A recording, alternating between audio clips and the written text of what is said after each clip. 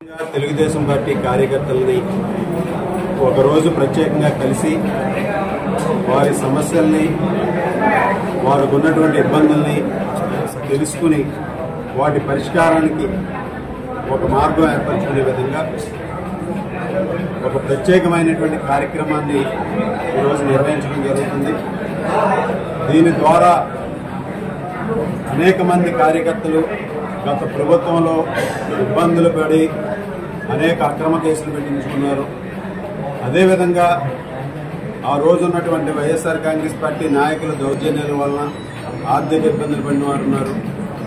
అలాగే పార్టీ కోసం పనిచేసి వారికి ఉన్నటువంటి సమస్యల్ని ఈరోజు మా దృష్టికి తీసుకొచ్చి వారు ఏదైతే ఇబ్బందులు పడుతున్నారో, ముఖ్యంగా ఆరోగ్యపరమైనటువంటి ఇబ్బందులు, అదేవిధంగా కొంతమంది పార్టీ సంస్థాగత పదవులు, కొంతమందికి నామినేటెడ్ పోస్టులు, అదేవిధంగా కొంతమందికి ఆర్థికపరమైనటువంటి అంశాలు, వీటన్నిటినీ కూడా ఈరోజు వారి నుంచి వినతులు స్వీకరించి వాటి పరిష్కారాన్ని రాబోయే రోజుల్లో పరిష్కరించే విధంగా కృషి చేయడం.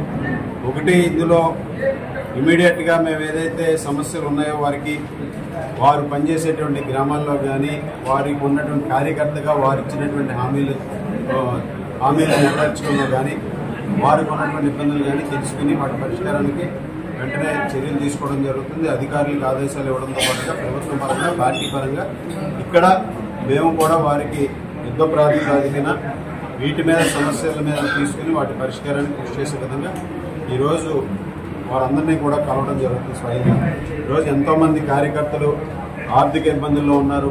వారికి ఉపాధి కల్పించడంతో పాటుగా ఏ విధమైనటువంటి ఆర్థికంగా వారందరినీ కూడా నిలబెట్టే విధంగా కూడా ఏ విధమైనటువంటి చర్యలు తీసుకోవాలనేది కూడా ఆలోచన చేస్తున్నాం.